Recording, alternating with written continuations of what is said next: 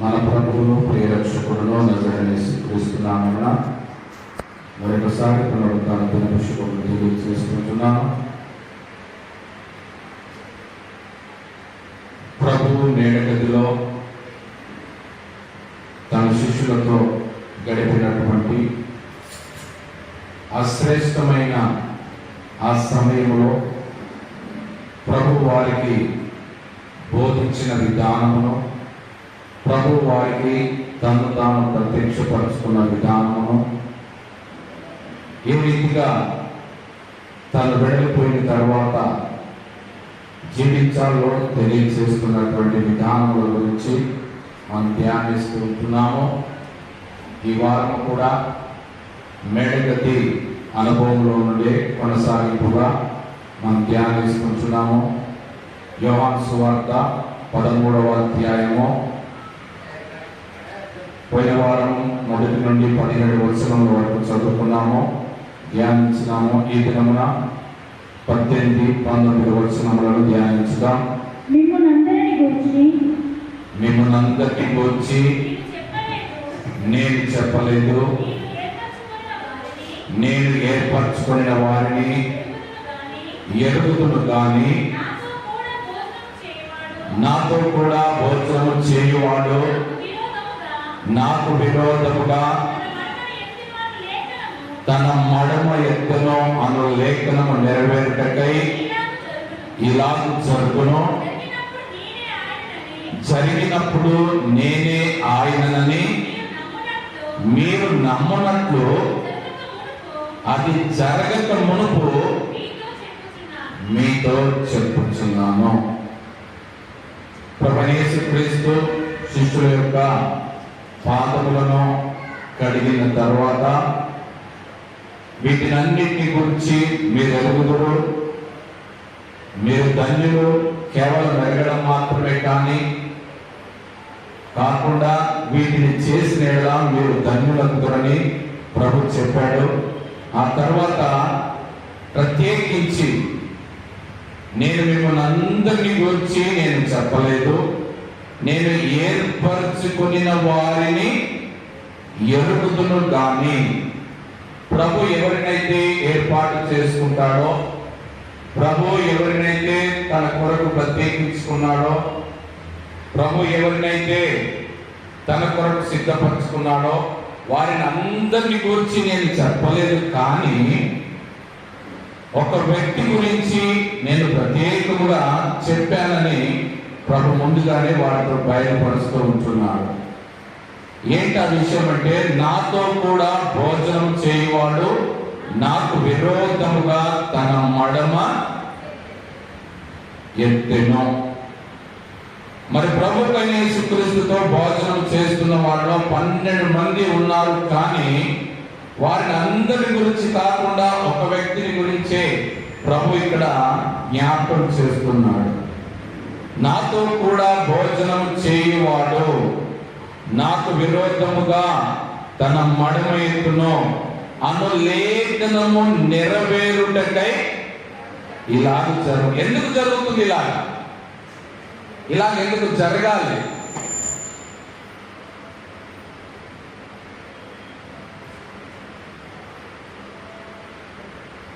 ఇలాగ ఎందుకు జరుగుతుంది? ఇలాగో ఎందుకు జరగాలి?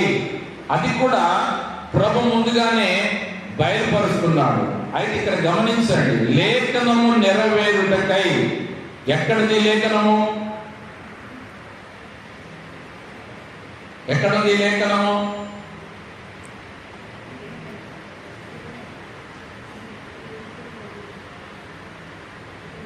లేఖనము నెరవేరుటకై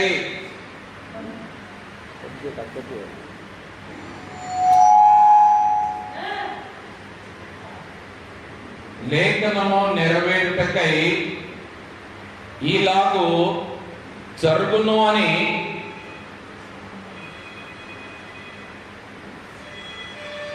ప్రభువు సెలవిస్తూ ఉన్నాడు.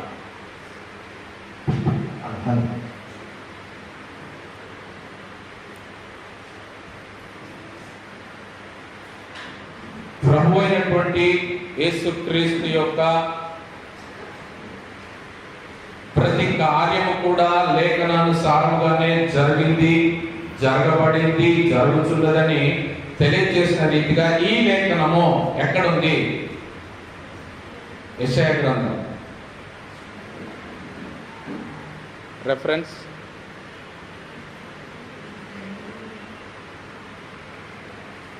యెషయా గ్రంథము. రెఫరెన్స్ సరే, మీ దాంట్లో యెషయా గ్రంథంలో ఉంటే మీరు తీసి తర్వాత చెప్పండి. నా దాంట్లో కీర్తన గ్రంథంలో ఉన్నది 41వ కీర్తన 9వ వచనం.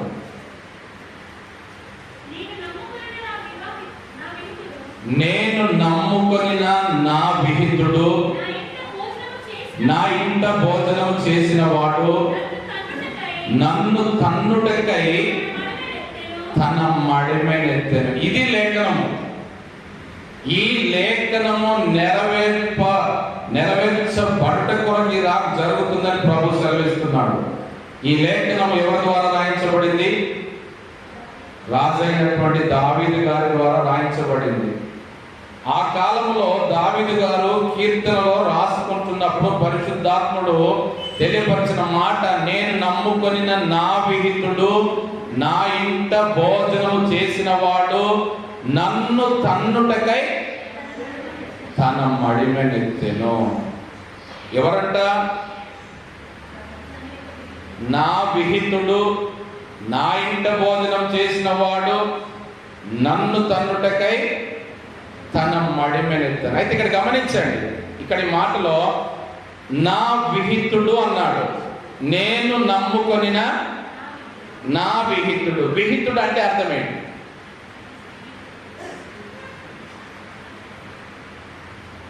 నేను నమ్ముకొనిన నా విహితుడు, నా ఇంట భోజనం చేసిన వాడు నన్ను తన్నుటకై తన మడిమెనెత్తెను. విహితుడు అంటే ఎవరు? నాకేమేమి కూడా తెలియదు.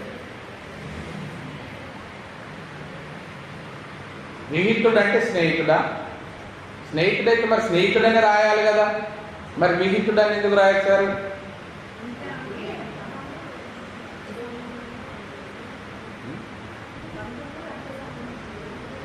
అందుకనే ఇంటికి రమ్మంటున్నాడు, ఇంట్లో భోజనం పెడుతున్నాడు, అన్ని తిని పెడుతున్నాడు, అన్ని ఇస్తున్నాడు.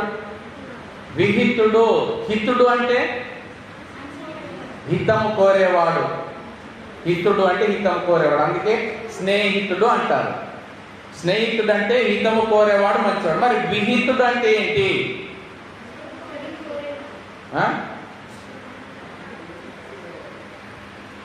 స్నేహితుడికి విహితుడికి ఉన్న తేడా నిర్వచనాన్ని చూద్దాం. చూడండి, సామెతలు 17:17. నిజమైన స్నేహితుడు విడువక ప్రేమించును, దుర్దశలు అట్టివాడు సహోదరుడుగా ఉండను. ఇది స్నేహితుడికి ఉన్నటువంటి నిర్వచనం, ఇది డెఫినేషన్. స్నేహితుడు అంటే ఎలాగుంటాడంటే విడువక ప్రేమిస్తాడు. నిజమైన స్నేహితుడు, మరల దానిలో 2 రకాలు ఉన్నారు. నిజమైన స్నేహితుడు విడువక ప్రేమించును, దుర్దశలో అట్టివాడు సహోదరుడుగా ఉన్నాడు. ఇది స్నేహితుడికి. మరి విహితుడికి? నిజమైన విహితుడు విడువక ద్వేషించును. ఇది విహితుడి నిర్వచనం. ఏంటి? నిజమైన విహితుడు విడువక ద్వేషించును, దుర్దశలో అట్టివాడు శత్రువుగా ఉండును. ఇది విహితుడి యొక్క అర్థము.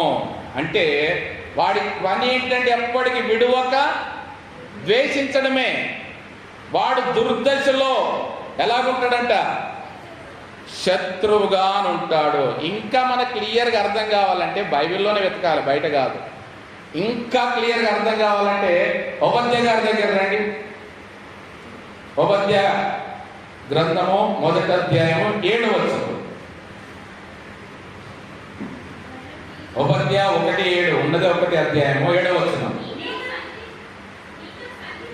నీతో సంధి చేసిన వారు నిన్ను తమ సరిహద్దు వరకు పంపివేయుదురు.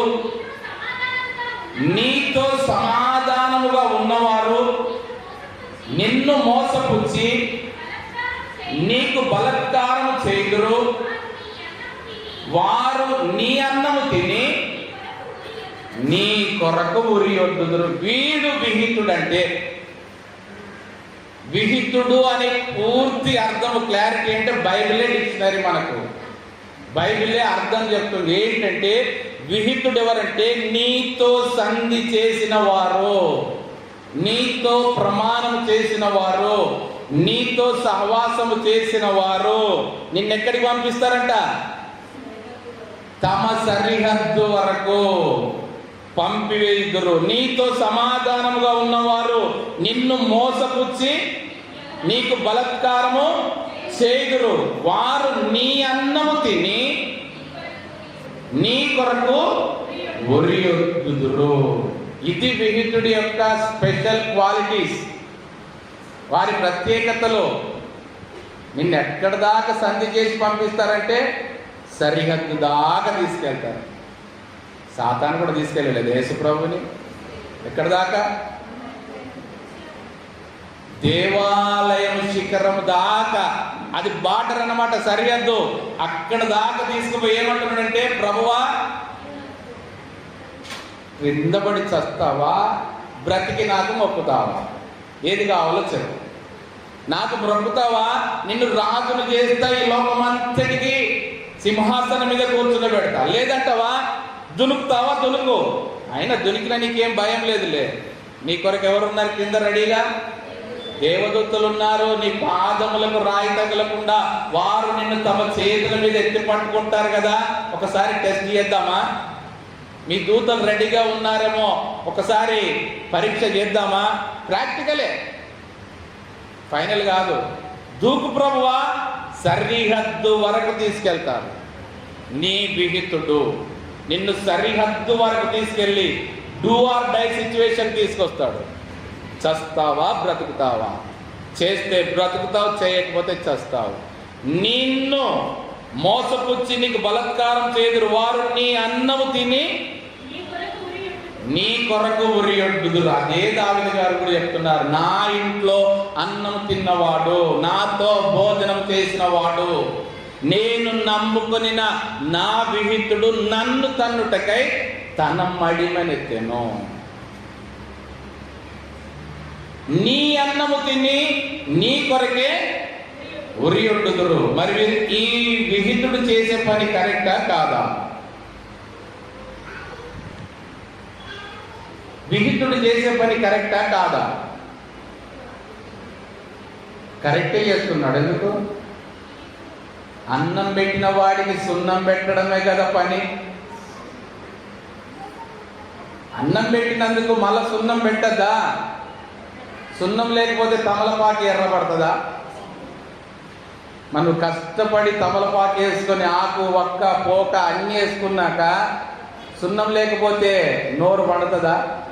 మరి గోరెంటాకు వండినట్టుగా నోరు వండాలంటే ఏముండాలి దాంట్లో? అందుకేనండి విహితుడు కూడా ఉండాల్సిన వాడే. నీ మేలు కొరకే నువ్వు ఇంత కష్టపడి అన్నీ వేసుకున్నావు కదా, అన్నీ వేసావు, ఇది లేకపోతే నీ నోరు పండకపోతే బాగుంటుందని నేను సున్నం వేస్తున్నాను. అన్నం పెట్టిన వాడికి సున్నం పెట్టడం. అందుకే ఇక్కడ అంటున్నాడు కీర్తనకారుడు దావీదు, నన్ను తన్నుటకై తన మడిమె ఎత్తెను. నేను నమ్ముకొని నా విహితుడు, నా ఇంట భోజనం చేసిన వాడు నన్ను తన్నుటకై తన మడిమెను ఎత్తేను. ఈ మాట, ఈ కార్యము జరుగుతుందని తెలిసి ప్రభువు ముందుగానే ఇక్కడ అంటున్నాడు యోహాను సువార్తలో, అను లేఖనము నెరవేరుటకై ఇలాగు జరుగును, జరిగినప్పుడు నేనే ఆయనని మీరు నమ్మునట్లు అది జరగక మునుపే మీతో చెప్పుచున్నాను. ప్రభు చూడండి, జరగక ముందే చెప్తున్నాడు, జరిగాక కాదు. జరిగాక నువ్వేంటి చెప్పేది? జరిగాక నీవు నేను మనమేంటి చెప్పేది? జరగక ముందు చెప్తేనే ప్రభు. ఆ కార్యము జరగక ముందే ఆ విహితుడు ఏమి జరిగిస్తాడో, ఎలాగ తన మడిమెనెత్తుతాడో, తన్నడానికి, ప్రభువును తన్నడానికి తన మడిమెనెత్తుతాడో అది ముందుగానే ఎరిగి ప్రభు వారికి చెప్తున్నాడు. జరిగిన తర్వాత, ఎందుకు జరిగిన తర్వాత నేను ఇక ఉండను కదా, ఇది జరుగుతుంది, కానీ జరిగినాక నేను ఆరోహణమై వెళ్ళిపోతా. కాబట్టి నీకు ముందుగా చెప్తున్నా, ఇది జరగబోతుంది, ఇది జరగబోయే కార్యము. కాబట్టి నేను ముందుగానే చెప్తున్నాను. ప్రభు కూడా ముందుగానే ఎరిగిన వాడై వాడి పాదములను కడిగినాడు. ప్రభు ఎందుకు 12 మంది శిష్యులను పాదములు ఎందుకు కడిగాడు? ఇది జరగబోయే కార్యము. ఈ 12 మందిలో నాకు ఒక విహితుడున్నాడు, 11 మంది స్నేహితులు ఉన్నారు, ఒక 12వ వాడు విహితుడున్నాడు. కాబట్టి వీడు నా మీదకు మడిమెనెత్తుతాడని తెలిసి కూడా వాడి పాదములను ముందుగానే కడుగుతున్నాడు. జరగబోయేదాన్ని ముందుగానే తెలిసిన వాడుగానే తన మడిమను ప్రభువు కడుగుతూ ఉంటున్నాడు. మీరు గమనించండి, మన పితరుడైనటువంటి అబ్రహాము, ఇస్సాకు, యాకోబు. యాకోబు అనే పేరుకి అర్థం ఏంటి? మోసగాడు. యాకోబు అనే పేరుకి అర్థము, యాకోబు అనే పేరుకి అర్థము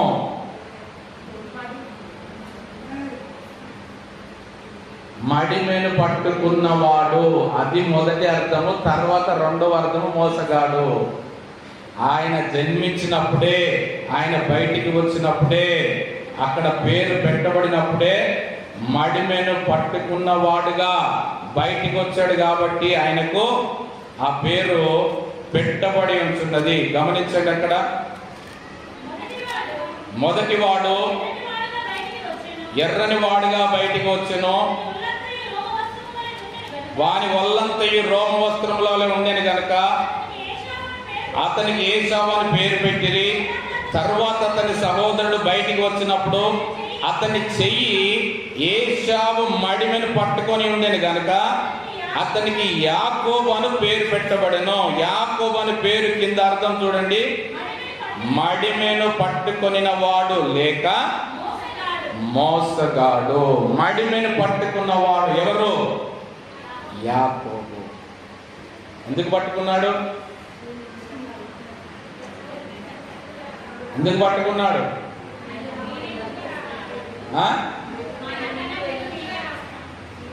ముందుగా రావడంలో ఉన్న ఆంతర్యం ఏంటి? ఎందుకు ముందు రావాలా? జ్యేష్ఠత్వము రెండంతల ఆశీర్వాదం కొరకు. జ్యేష్ఠత్వం అంటే ఒకటి కాదు, రెండంతల ఆశీర్వాదం. కాబట్టి నేను ముందుగా వెళితే, నేను పెద్దవాడిగా జన్మిస్తే, నేను జ్యేష్ఠుడిగా జన్మిస్తే నాకు రెండంతల ఆశీర్వాదం రావాలి. కాబట్టి ఒరే అన్నగా నువ్వు ఆగురా, నేను ముందుకు వెళ్తానంటే నువ్వు ఉండకుండా నువ్వు ముందుకు వెళ్తున్నావని వాడి కాలు పట్టుకొని మడిమెను పట్టుకొని లాగినా కూడా వాడినాడా? ఇప్పుడు ఎవరిది తప్పు? ఎవరిది తప్పు? ఏశావుదే తప్ప. తమ్ముడు అంత బదిలాడి చెప్పాడు, అరే నువ్వు వెళితే నువ్వు జ్యేష్ఠత్వం కాపాడుకోవు, అమ్మేసుకుంటావు, నీకు ఆ దీవెనలు రావు, తండ్రి దగ్గర కూడా దీవెనలు రావు, ఎందుకు వెళ్తావురా, ఎందుకు ప్రయాసపడతావురా, నువ్వు ఆగురా కొద్దిసేపు, నేను ముందుకెళ్తారా అంటే లే నేనే వెళ్తానని వెళ్ళాడు. అసలు గమనించండి, తల్లి గర్భంలో ఉన్నప్పుడు దేవుడు ఏం ప్రకటన చేశాడు? ఏమి ఆమె ఆ యొక్క బాధ భరించలేక దేవుని సన్నిధిలో ప్రార్థించినప్పుడు దేవుడు ఏమి ఉత్తరం ఇచ్చాడు? పెద్దవాడు చిన్నవాడికి దాసుడగును. పెద్దవాడు చిన్నవాడికి. మరి ఏం చెవులతో తిన్నాడో యాకోబు గారు నాకు అర్థం కాదు. యాకోబు ఏమి విన్నాడు? పెద్దవాడు చిన్నవాడికి దాసుడగును అన్నాడు. మరి అటువంటిప్పుడు చిన్నవాడిగా ఉండడం వీనికి మేలు కదా.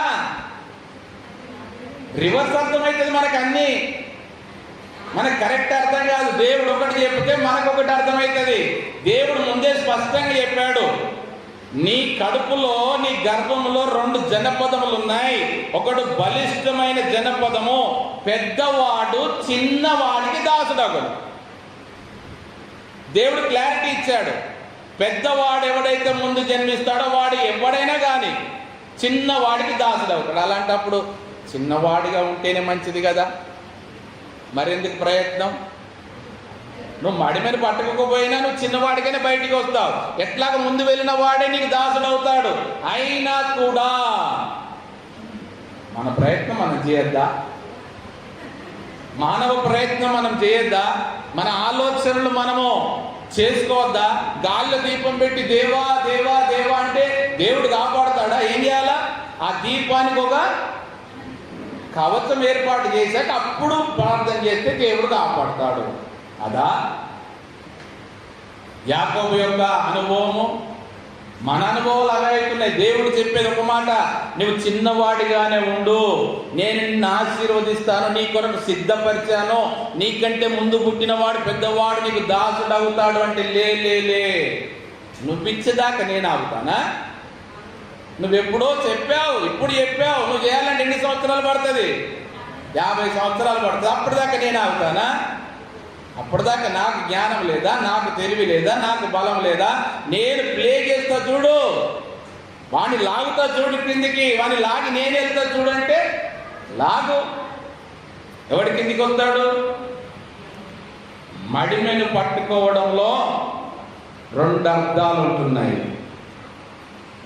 తను ముందుగానే రావడం దేవుని చిత్తమా కాదా అని యాకోబు గుర్తించలేదు. దేవుని చిత్తము తెలిసి కూడా దేవుని చిత్తానికి వ్యతిరేకంగా వెళ్ళాడు.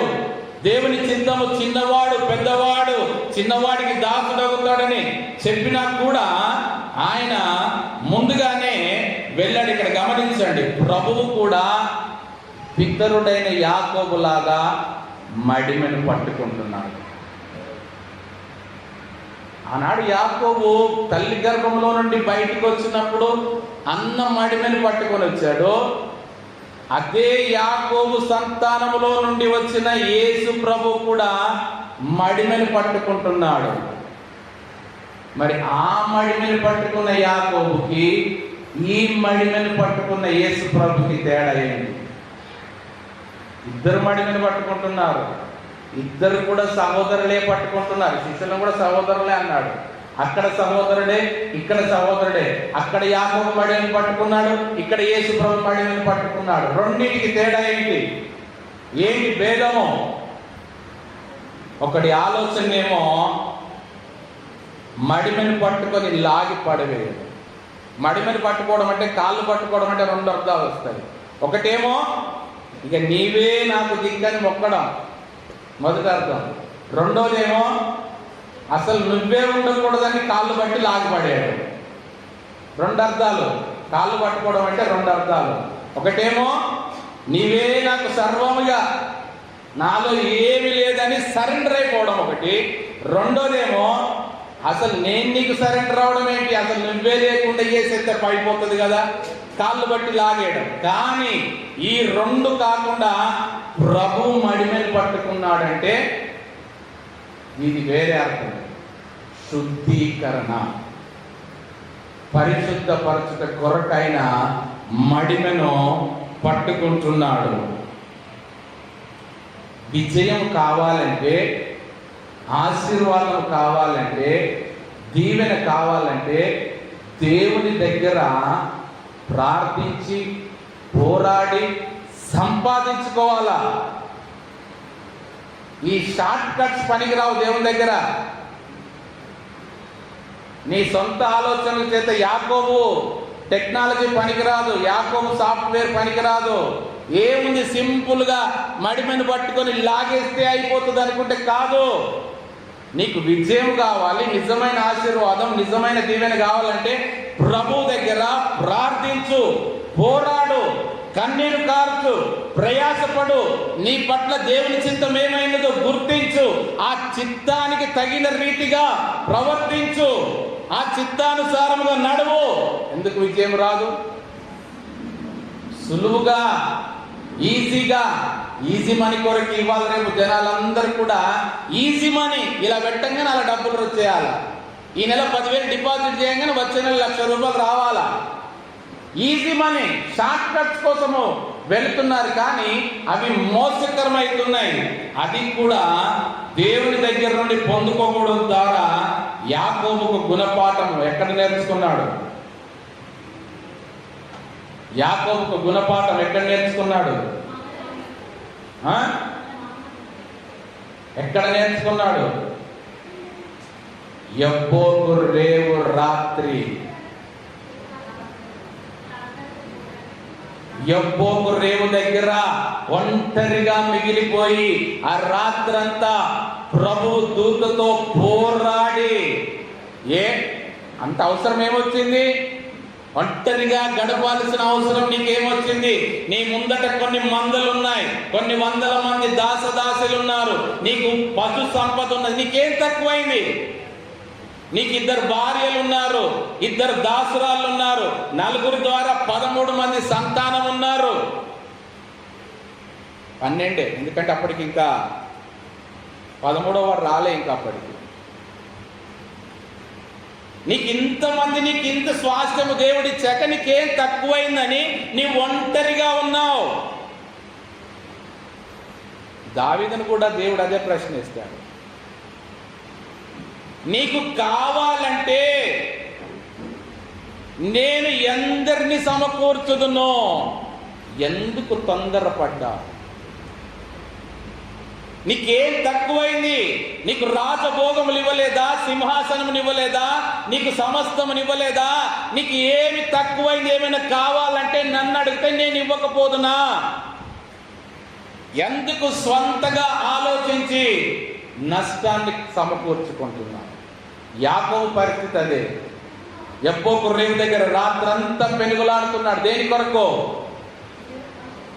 ప్రభువా, నా పశు సంపదలను అభివృద్ధి చేయి ప్రభువా, నా భార్యలను దీవించు ప్రభువా, నా పిల్లలను ఆశీర్వదించు ప్రభువా, నాకు ఇంకా పశు సంపద సమృద్ధి కావాలి ప్రభువా. దీని కొరగా ఎందుకు నైట్ ప్రేయర్ ఎందుకు చేశాడు? ఆల్ నైట్ ప్రేయర్ ఎందుకు చేశాడు? మరణ భయము ఎదురుగా ఉన్నప్పుడు, తన అన్నయ్య ఏశావు ఎదుర్కోవడానికి వస్తున్నాడని తెలిసినప్పుడు మరణ భయం వచ్చేసింది. నా అన్న నా మీద పగబట్టాడు, నేను ఇంతకాలం వెతకకుండా దొరకకుండా పారిపోయాను, కానీ ఇప్పుడు మరలా ప్రభు మాటకు లోబడి వెనక్కి వస్తున్నా. ప్రభు చెప్పకపోతే మళ్ళీ ఇంటికి రాకపోతుంది. నేను ఆ మామ దగ్గరనే పడి ఉందను.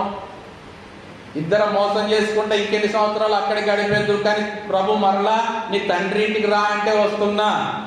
కానీ ముందట అన్న రూపంలో మరణ భయం కనబడుతుంది. దాని నుండి విడుదల పొందాలంటే అప్పుడు ప్రభు దూతతో పెనుగులాడుకున్నాడు. నీవు ఆశీర్వదిస్తేనే కానీ నేను నిన్ను విడిచిపెట్టాను. మరి ఈ బుద్ధి ఏమో గర్భములో ఉన్నప్పుడు ఏమైంది? ఆల్రెడీ అసలు అడగాల్సిన అవసరం లేదు, ముందే దీవించాడు దేవుడు. దీవించాడా లేదా?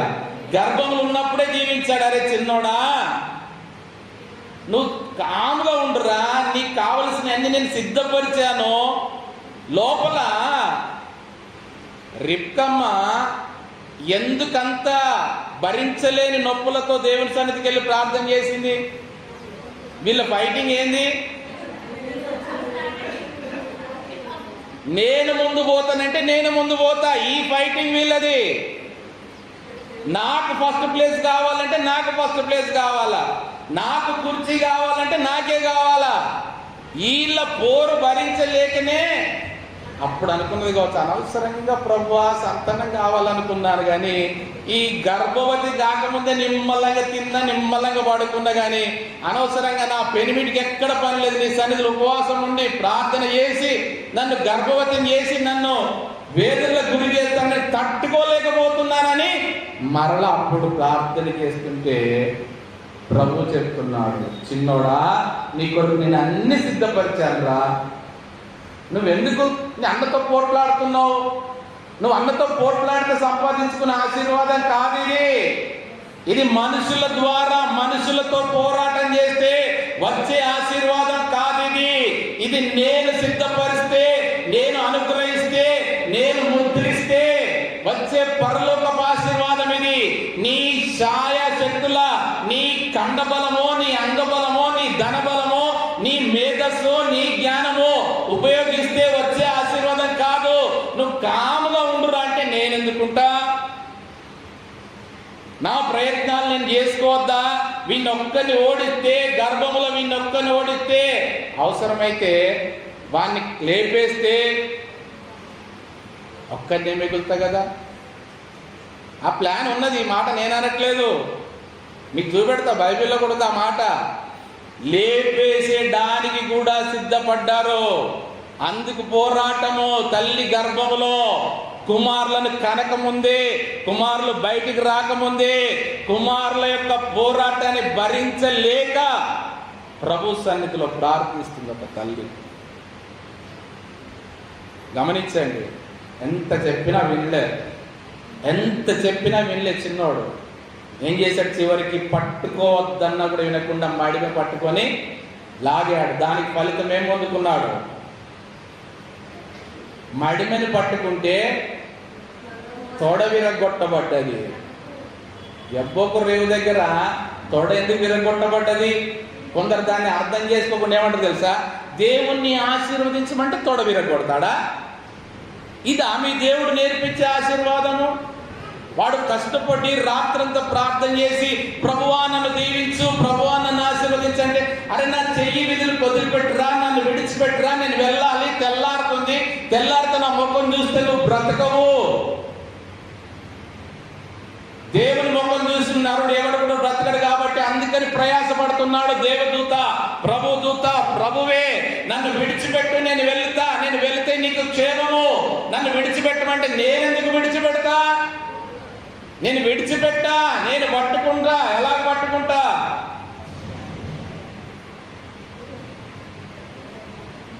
ఉడుం పట్టుకుంటా. నేను విడిచిపెట్టనంటావా? అయితే నువ్వు చేసిన పొరపాటు ఉన్నది కదా. దేవుడు శిక్షించాలంటే కూడా ఊరికి శిక్షించాడు, ప్రతిదీ న్యాయ ప్రకారంగానే చేస్తాడు, చట్ట ప్రకారంగా చేస్తాడు. జడ్జి కుర్చీలో కూర్చున్నాడు కదా అని చెప్పేసి నా పెళ్ళుతో నేను రాసుకుంటే రాసుకుంటాడా? ఒక జడ్జిమెంట్ రాయాలంటే దాని గ్రౌండ్స్ అన్ని తీసి ఏ చట్ట ప్రకారం ఏ శిక్ష ఆ దాని ప్రకారం రాస్తాడు. ఇప్పుడు రాత్రంతా అదే చేశాడు ప్రభుదూత కూడా. వీన్ని ఎలా వదిలిపెట్టుకోవాలి? వీన్ని కొడదామా? కొడితే నేను తప్పులో పడతాను. వీన్ని విడిచిపెట్టమందామా? విడిచిపెట్టలేడు. ఉడుం పట్టినట్టు పట్టుకున్నాడు. తెల్లారదా? నేను ఉంటా, నాకేం కాదు. తెల్లారితే వీడు చనిపోతాడు. వీడిని చంపిన పాపం నాకు. వీడిని ఎలా శిక్షించాలి? అప్పుడు గుర్తుకొచ్చింది, తల్లి గర్భంలో కాముగా ఉండబట్టి ఉండలే కదా, వీడు మడిమ పట్టుకున్నాడు కదా, దాని పనిష్మెంట్ వీడికి ఇప్పుడు ఇస్తా. పట్టుకున్నది ఏంటి? మడిమే. ఎంత చిన్నది, చిన్న భాగము, కాళ్ళలో చిన్న భాగం పట్టుకున్నాడు. నువ్వు పట్టుకున్నందుకు నీ తొడ విరగొట్టబడి అక్రమముగా ఆశీర్వదించబడాలని వెళితే మొదటికే మోసము. నువ్వు మడిమ పట్టుకొని లాగాలని చూసావు, కానీ నీకు ఆ తొడ లేకుండా చేసి లేని కుంటితనాన్ని తెచ్చుకున్నాడు. అప్పటి వరకు ఎంత జాలిగా నడిచాడు, ఎంత పరిగెత్తుకుంటూ నడిచాడు. అందరు కూడా బాగున్నారు, కానీ తెల్లారితే ఏమైపోయింది? కుంటోడు అయిపోయాడు. దేవుని దగ్గరికి వస్తే మరి కుంటోడు కావాల్సిందే. దేవుని ఆశీర్వాదం రావాలంటే కుంటోడు కావాల్సిందే. ఎందుకు? కాళ్ళు సరిగా ఉంటే వింటాడా? వినడు. కాళ్ళు సరిగా ఉంటే, కాళ్ళు బలం ఉంటే చెంగులు ఎగిరి ఇటెగిరి అటెగిరి పిల్లోడు లేచి నడిచేదాకా ఒక బాధ. వీడెప్పుడు లేచి నడుస్తాడా? పక్క వాళ్ళందరూ లేచి నడుస్తాడు, వీడు మాత్రం ఇంకా లేస్తలేడు. 3వ నెల అయిపోయింది, 6వ నెల అయిపోయింది, 9వ నెల అయిపోయింది, 12వ నెల అయిపోయింది, వీడు లేస్తలేడు. అసలు వీడు లేస్తాడా? వీడు నడతాడా? ఇదో బాధ. వాడు లేచాక చూపెడతాడు, ఒక్క నెల నడవని. అప్పుడు అనుకోవాలి, అరే వీడు పడున్నప్పుడే బాగుంది, వీడు నన్ను ఎటు పని చేసుకొని ఇవ్వట్లేదు, అందుకనే కుంటివాణ్ణిగా చేశాడు.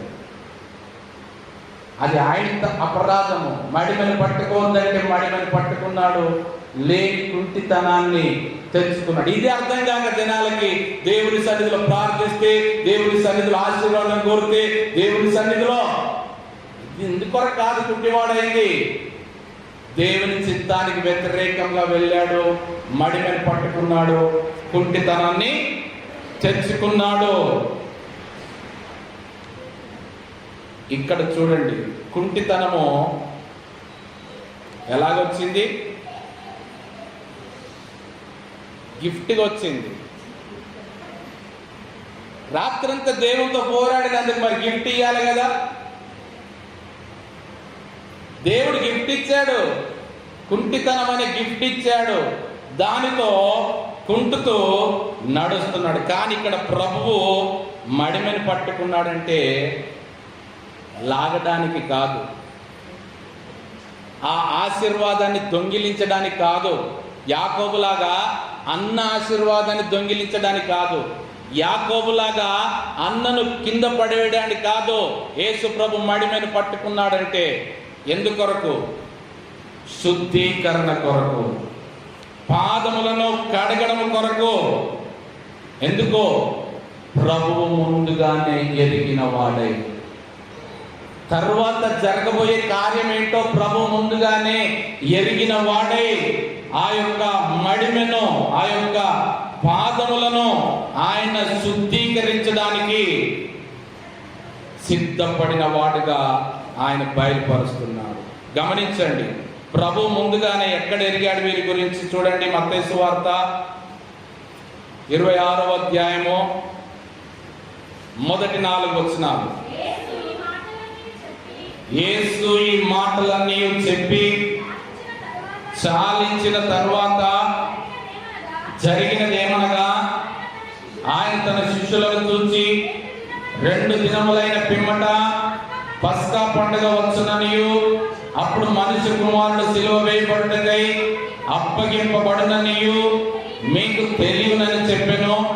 ఆ సమయమున ప్రధాన యాజకులను, ప్రజల పెద్దలను, కైపాను ప్రధాన యాజకుని మందిరములోనికి కూడి వచ్చి యేసును మాయోపాయము చేత పట్టుకొని చంపవలనని ఏకమై ఆలోచన చేసిరి.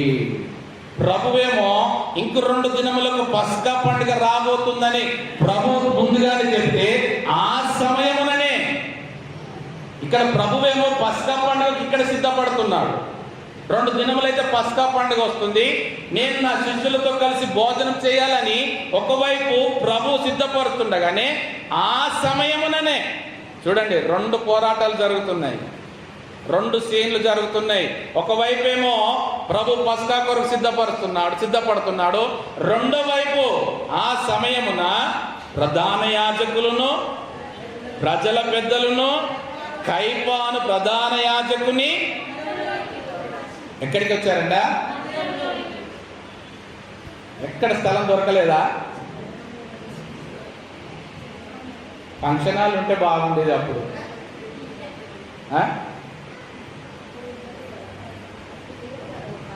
లేవా? వాళ్ళ తప్పు కాదైతే.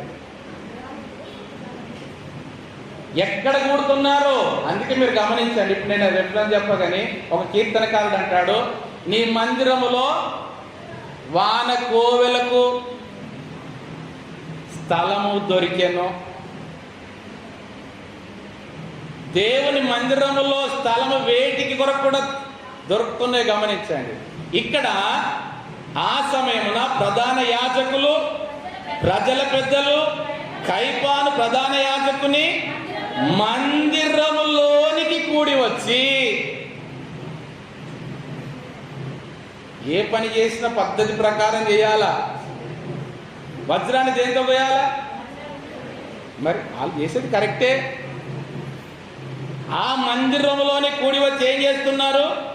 యేసును మాయోపాయము చేత పట్టుకొని చంపవలనని ఏకమై ఆలోచన చేసిరి.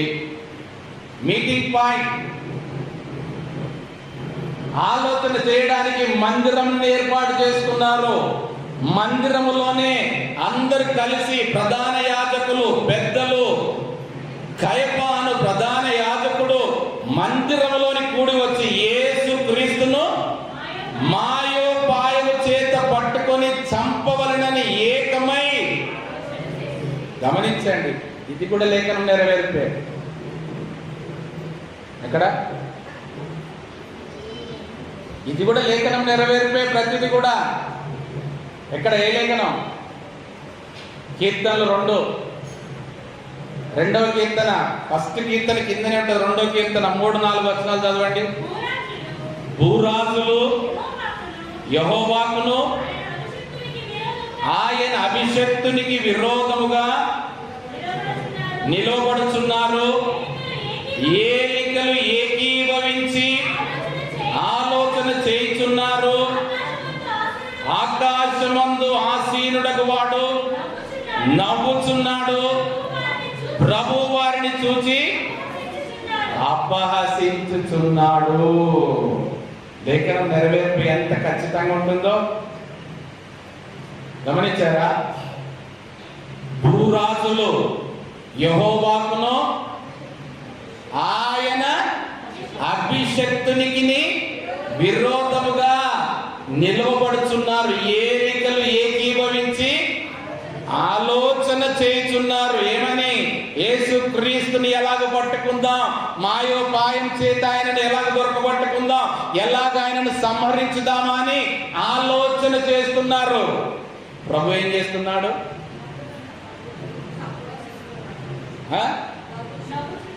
ఆకాశమందు ఆసీనుడగు వాడు నవ్వుచున్నాడు. ప్రభు వారిని చూచి అపహసించింది. ఎందుకు నవ్వుతున్నాడండి? ఆకాశమందు ఆసీనుడైన వాడు ఎందుకు నవ్వుతున్నాడు?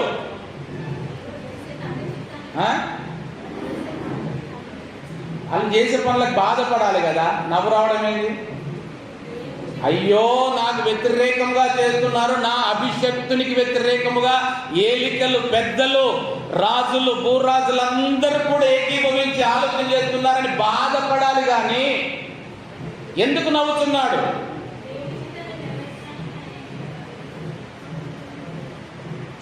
ఎందుకు నవ్వుతున్నాడంటే, నాకు వ్యతిరేకముగా ఆలోచన చేసేవారు నా మందిరంలోనే కూడినందుకు. నవ్వేది అందుకు. మీరు నాకు వ్యతిరేకంగా తయారవుతూ మరలా నా మందిరాన్ని వాడుకుంటున్నారు. పరిహసిస్తున్నాడు. మీరు చేయడానికి ఆయనకు అర్థం అవట్లేదు, నవ్వుకుంటున్నాడు. ఎందుకు? నా కుమారుడి చేత, నేను ఏర్పాటు చేసుకున్న అభిషక్తుడి చేత నా మందిరాన్ని, వాళ్ళ పొద్దున చదివిన లేఖన భాగం కూడా, నా ఆసక్తి నన్ను భక్షించుతున్న రీతిగా నా కుమారుడు నా మందిరాన్ని త్రాళ్లతో కొరడాలు చేసి పరిశుద్ధపరిచి పవిత్రపరిస్తే ఆ నా మందిరాన్ని మరలా వీరు వ్యాపారపు టిల్లుగా చేస్తున్నారు, దొంగల గుహగా మారుస్తున్నారు.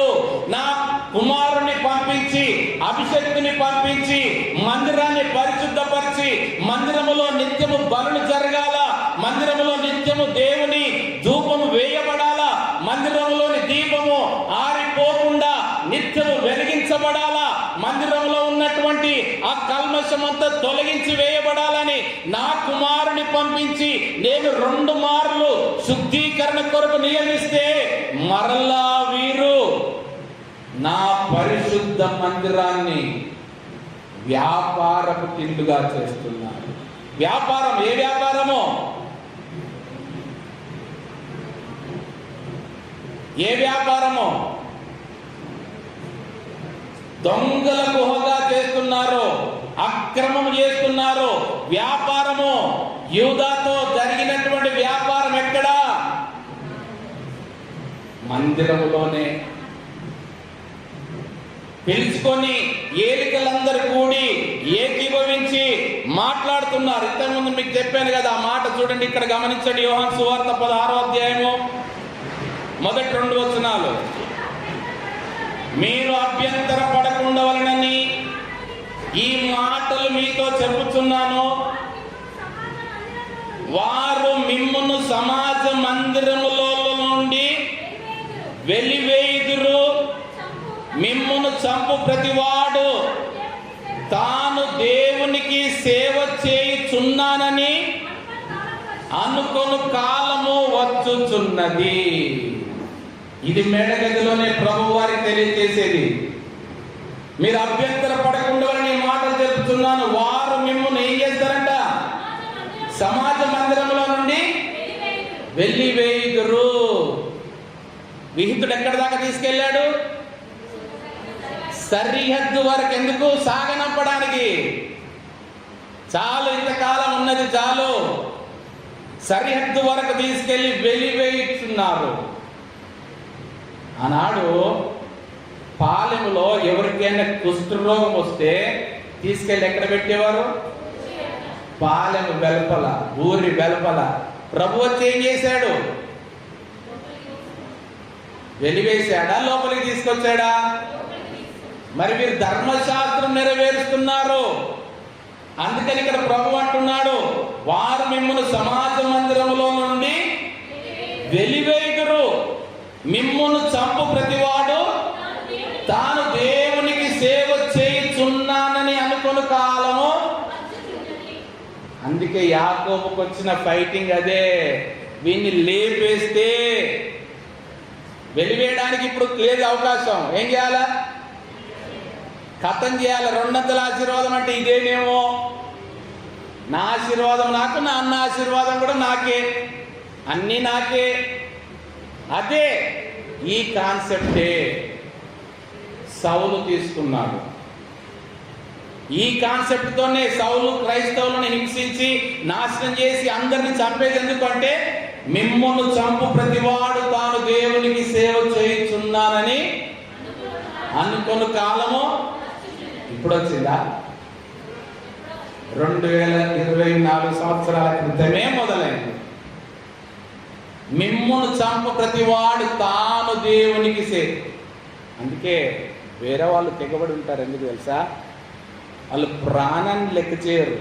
ఎందుకో? దేవుని కొరకు మేము చేస్తున్నాం. ఇదే కాన్సెప్ట్. మనుషుల ప్రాణం చూడరు అక్కడ. మేము దేవునికి సేవ చేస్తున్నాం కాబట్టి వీడు ఉంటే ఎంత, వీడు పోతే ఎంత, దేవుని దగ్గర ఉంటుంది మాకు రివార్డు, దేవుని దగ్గర మాకు లెక్క ఉంటుందని ఆ అక్రమ మార్గంలోనికి వెళ్తున్నారు.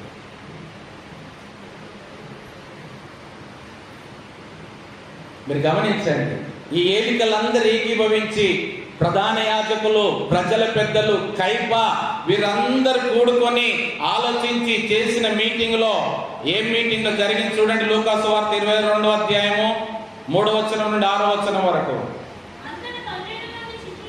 అంతటా 12 మంది శిష్యుల సంఖ్యలో చేరిన ఇస్కరియోతు అనబడిన యూదాలో సాతాను ప్రవేశించిన గనుక వాడు వెళ్ళి ఆయనను వారికి ఎలాగ అప్పగించవచ్చునో దాన్ని గూర్చి ప్రధాన యాజకులతోనూ అధిపతులతోనూ మాట్లాడెను. అందుకు వారు సంతోషించి వానికి ద్రవ్యమియ్య సమ్మతించిరి. వాడందుకు ఒప్పుకొని జనసమూహం లేనప్పుడు ఆయనను వారికి అప్పగించుటకు తగిన సమయము వెదకుచుండెను. అందరు కలిసి మీటింగ్ పెట్టుకొని మాట్లాడి ఏం వెతుకుతున్నారు వాళ్ళు? కాదు, ఆయనను వారికి ఎలాగూ అప్పగింపవచ్చునో.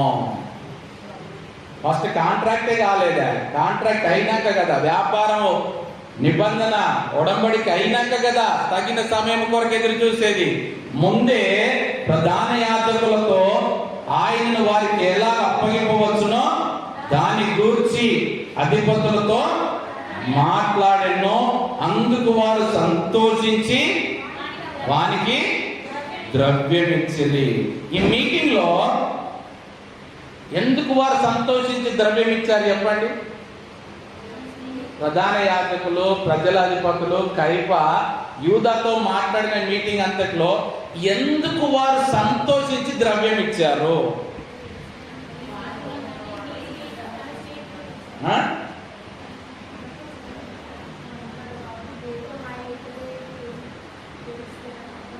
అదే సమాచారం. ఓకే, ఆయన ఎక్కడికి వెళ్తాడు, ఏ టైం దొరుకుతాడు, ఎలాగ సమాచారము ఇవ్వడానికి వచ్చింది అందుకు. కానీ ఇంకా వారిని సంతోషపరిచింది ఏంటి? డబ్బు అల్లడిస్తున్నాడు, 30 వెండి నాణెములు కొడంబడికి అయిపోయింది. యూదా సంతోషం కాదు, వారు ప్రధాన యాజకులు, ప్రజల పెద్దలు, అధిపతులు వారు సంతోషించి వానికి ద్రవ్యం ఇచ్చి సమ్మతించారు. ఎందుకొరకు? వారికి ఎందుకు సంతోషం కలిగింది? వాళ్ళ పని సులువు అయిపోతుంది, వచ్చాడు, దొరికాడు, కరెక్టే. కానీ ఎందుకు వారు సంతోషించారు? ప్లాన్ చేసుకున్నారు, అందరు కలిసి మాట్లాడుకుని. ఇంతకుముందే చెప్పాను కదా, వజ్రంతోనే కొయ్యాలి. యాకోబుని తొడగొట్టాడంటే ఏం చేశాడు?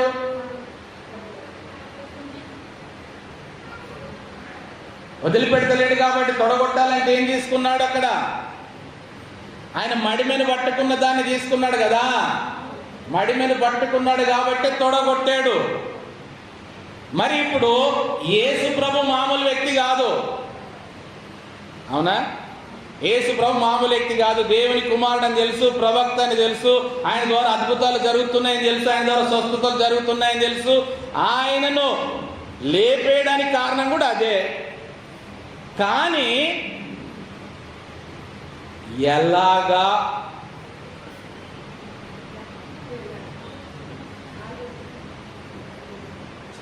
మన చేతికి మట్టి అంటుకోకూడదు.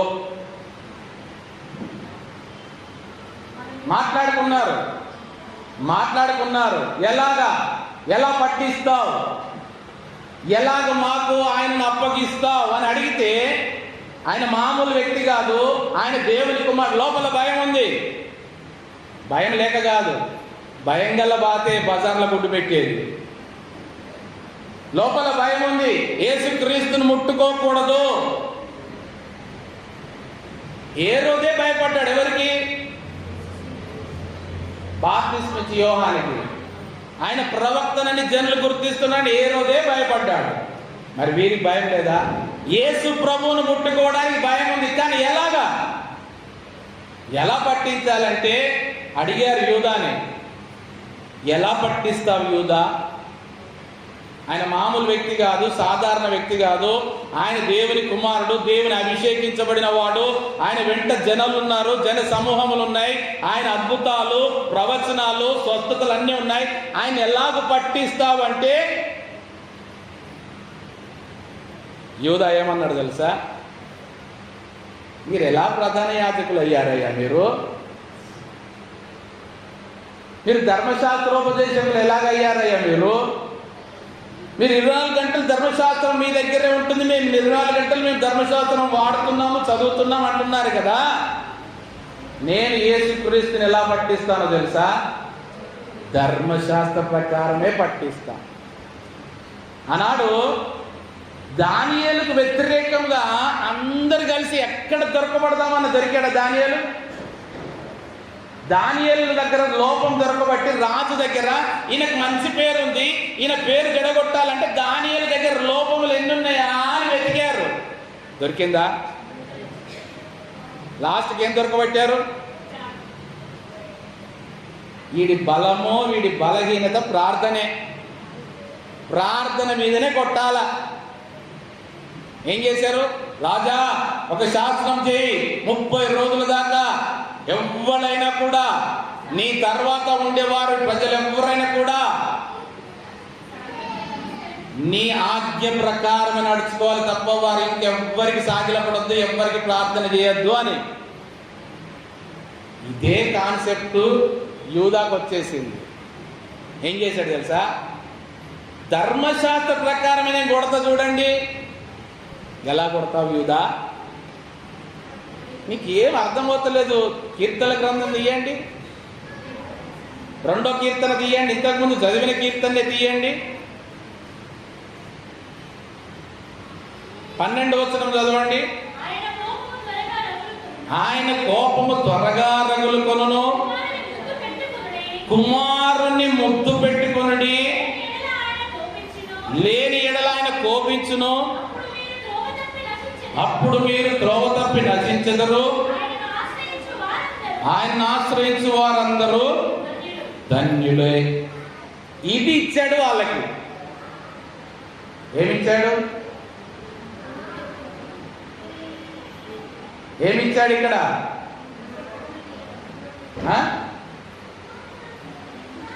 ఏమిచ్చాడు? ఈ మాట తీసి చదివిపించాడు. మీ ధర్మశాస్త్రంలో ఉన్నదయ్యా. ఈ మాట తీసి చదివి 2వ కీర్తన చదివి 12వ వచనం చెప్పి ఏం చెప్తున్నాడు? ఇంకా అర్థం కాలేదా?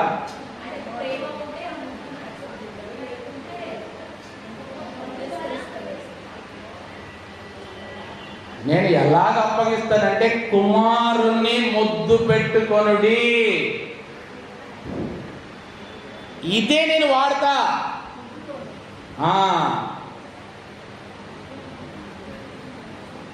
ఆయనను ఎలాగ పట్టించాలి అంటే, ధర్మశాస్త్ర ప్రకారం ఏం రాయబడింది?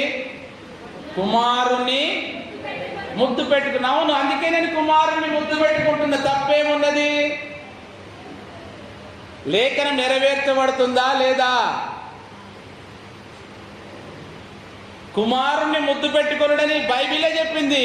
అందుకే నేను ప్రభువుని గెత్సెమనే తోటలో ముద్దు పెట్టుకున్నా.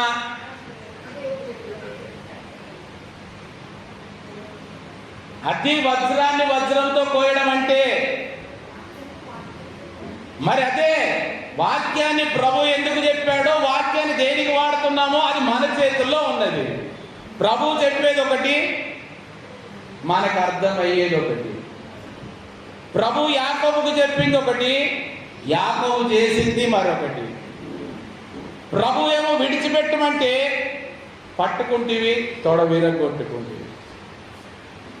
అందుకే వారు సంతోషించారు. అబ్బా యూదా, గ్రేట్ యూదా, మాకు రాని ఐడియా కూడా నీకు వచ్చిందంటే నువ్వు చాలా గ్రేట్ యూదా, ఈ పని చేద్దాం, ఇది ఓకే. ఎందుకంటే నువ్వు వెళ్తావు, ముద్దు పెట్టుకుంటావు.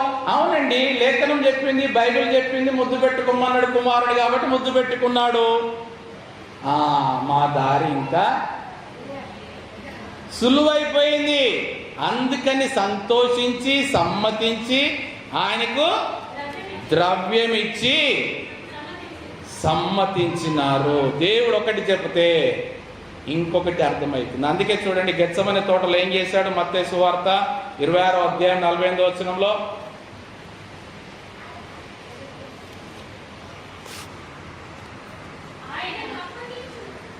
ఆయన అప్పగించువాడు నేనెవరిని ముద్దు పెట్టుకుందునో ఆయనే యేసు, ఆయనను పట్టుకొనుడని వారికి గుర్తు చెప్పి వెంటనే యేసు వద్దకు వచ్చి, బోధకుడా నీకు శుభమని చెప్పి ఆయనను ముద్దు పెట్టుకొనెను. యేసు చెల్లికాడా, నీవు చేయవలసినది చేయమని అతనితో చెప్పగా వారు దగ్గరకు వచ్చి ఆయన మీద పడి ఆయనను పట్టుకొనిది. ఇది ఆపరేషన్ కిస్సింగ్.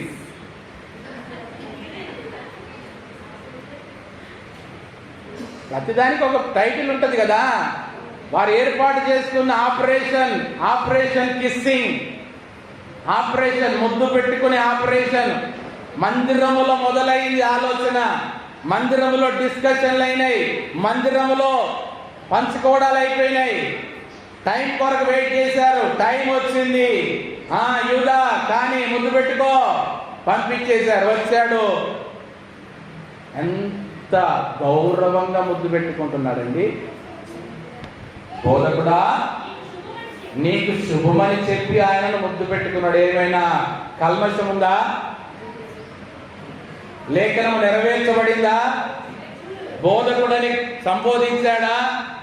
బోధకుడా నీకు శుభమని చెప్పాడా? ఆల్ ది బెస్ట్ చెప్పాడా? ముద్దు పెట్టుకున్నాడా? మరి ఇస్కరియోతు యూదా తప్పెక్కడిది?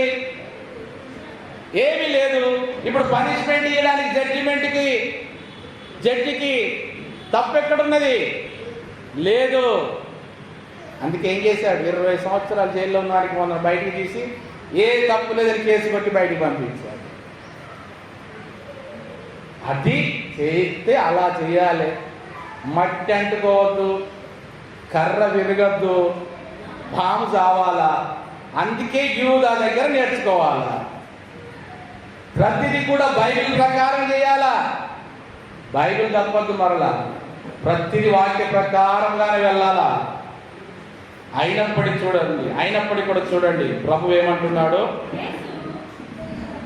యేసు చెలికాడా అంటున్నాడు. ఏమంటున్నాడు? శత్రువా అనట్లేదు. ఎందుకు? శత్రువుగా రాలే కదా, శిష్యుడిగా వచ్చాడు, బోధకుడా అని సంబోధించాడు, శుభమగును గాక అన్నాడు, ముద్దు పెట్టుకున్నాడు. అందుకని అప్పటికి కూడా ప్రభు ఏమంటున్నాడు? చెలికాడా అంటున్నాడు. నా శత్రువా అనట్లేదు,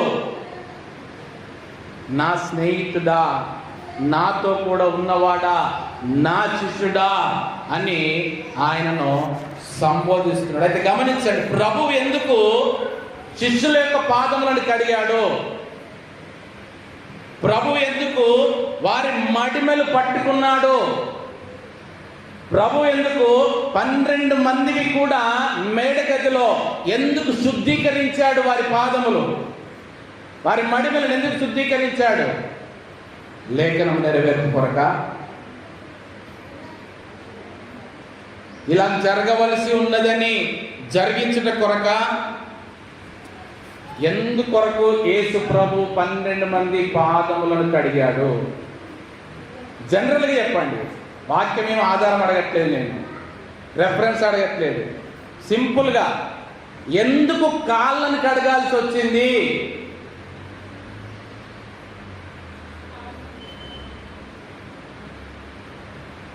శరీరం అంతటికి ఆధారం ఏంటివి?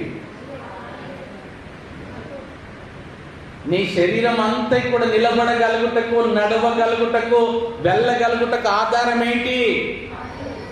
2 కాళ్ళే. ఆ 2 కాళ్ళు లేకపోతే నిలబడగలవా? నడవగలవా? వెళ్ళగలవా?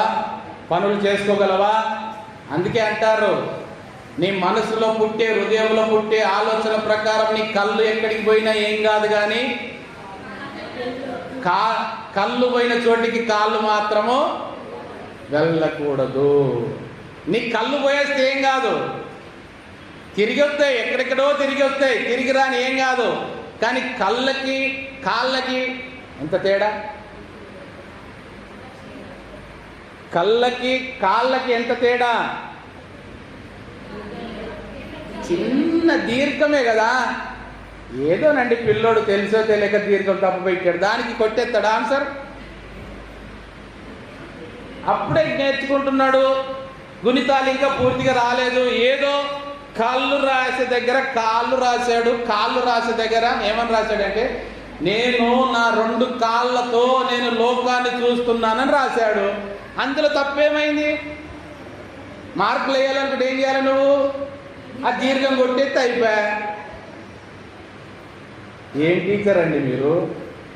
మీ పిల్లలకి పాస్ చేసుకోవడం కూడా మీకు తెలియకపోతే ఎంత తప్పు చేశాడు? చిన్నదే. నువ్వు చూసే విధానంలో ఉందా? కాళ్ళు నీ శరీరానికి ఆధారం, శరీరానికి కాదు, నీ ఆశీర్వాదానికి ఆధారం, నీ దీవెనలకు ఆధారం 2 కాళ్ళు. ఆ కాళ్ళని లాగి పడేసుకుందాం అనుకున్నాడు యాకోబు. తన కాళ్ళనే పొడగొట్టుకోవలసి వచ్చి కుంటితనం తెచ్చుకున్నాడు. ఎందుకొరకు ప్రభు కాళ్ళని కడిగాడంటే, ఈ కాళ్ళు కలిగినటువంటి ఈ 12 మంది నాకు సాక్షులుగా ఉండవలసిన వారు. నా తర్వాత, నేను వెళ్ళిన తర్వాత, నా పరిచర్య కొనసాగింపులో ఈ 12 మంది తమ కాళ్ళతో, వారి స్థలాలు కాదు, భూదిగంతముల వరకు, యెరూషలేములోనూ, యూదయలోనూ, సమరయలోనూ, భూదిగంతముల వరకు నాకు సాక్షులుగా ఉండవలసినటువంటి వీరి పాదములు అక్రమముతో ఉండకూడదు, వీరి పాదములు అన్యాయంతో ఉండకూడదు, వీరి పాదములు కల్మషంతో ఉండకూడదు, వీరి పాదములు పరిశుద్ధపరచబడాలి. సమాధాన సువార్త ప్రకటించు వాని పాదములు పర్వతముల మీద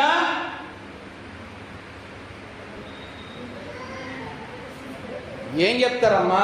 ఏం నేర్చుకున్నారమ్మా? నేనే ఫెయిల్ అయిపోయినా, మీరే పాస్ అయిపోయారు. పర్వతముల మీద సమాధాన సువార్త ప్రకటించు వాని పాదములు సుందరములై ఉన్నవి. అవి సుందరములుగా చేయబడ్డ కొరకే ఆ పాదములను కడుగుతున్నాడు ప్రభువు. నా సువార్త ప్రకటించేటువంటి ఈ పాదములు సుందరములుగా ఉండాలి తప్ప ఈ అక్రమములో ఉండకూడదని ముందుగానే గెత్సెమనే తోటలో కాదు, ఇస్కరియోతు యూదా పాదాలు కడిగింది, మేడ గదిలోనే కడుగుతున్నాడు. ఉన్నత స్థితిలో కడుగుతున్నాడు. మేడగది అంటే పై స్థితి. నీవు ఉండాల్సిన, నిన్ను హెచ్చించాల్సిన, నిన్ను ఆశీర్వదించిన ఆ ఉన్నత స్థితిలో, ఆ మేడగదిలో నీ పాదాలు కడుగుతున్నాడు. ఎందుకు? ఆ పాదాలు మరల గెత్సెమనే తోటలో కనబడకూడదని. ఇది అర్థం కాలేదు యూదాకి.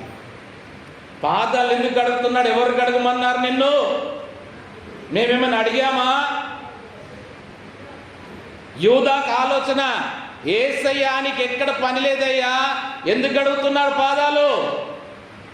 ప్రభు అందుకే పేతురు అడిగితే చెప్పాడు, ఇది మీకు ఇప్పుడు అర్థం కాదు, తర్వాత అర్థమవుతుంది అని చెప్పాడు. ఎందుకో, నేను ఇవాళ కడుగుచున్న పాదములో ఇలాగే మేడ గదిలోనే ఉండాలా. మేడ గదిలో మీ పాదం నేను కడుగుతున్నాను. ఈ మేడ గది అనుభవంలో మీరు ఉండాలా. మీరు ఎప్పుడు కూడా ఉన్నతంగా ఉండాలా. మీరు ఎప్పుడు కూడా ఆశీర్వాదకరంగా ఉండాలా. మీరు ఎప్పుడు అందరికంటే తలగానే ఉండాలా. మీరు ఎప్పుడు ఉన్నత స్థితిలోనే ఉండాలా. ఈ మరల గెత్సెమనే తోటలోనికి రాకూడదు. అది ప్రభు ఆంతర్యం. తెలుసు ఏ పాదాలు ఆయనను పట్టిస్తాయో తెలుసు. ఏ పాదములు నా కొరకు గెత్సెమనే తోటలో నన్ను ముద్దు పెట్టుకోవడానికి వస్తాయో తెలుసు. తెలిసినప్పుడు ఎందుకు వాడి పాదాలు కట్ చేయలేదు ప్రభువు? ఇదే ప్రభువు యాకోబు యొక్క తొడ విర్రగొట్టినప్పుడు అదే పని యూదాకి ఎందుకు చేయలేదు? అదే మేడగదిలో యూదా తొడ విర్రగొడితే ఆ పాదాలు గెత్సెమనే తోటలోనికి వచ్చేవా?